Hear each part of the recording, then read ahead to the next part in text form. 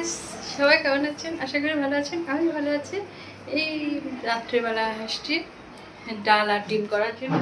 এই যে পেঁয়াজ কুচি করে নিয়েছি, ডিম নিয়েছি আর ডাল হয়ে গিয়েছে, জাস্ট এখন তেলে বসাবো। আর ভাতও হয়ে গিয়েছে আমার। এই যে ভাত।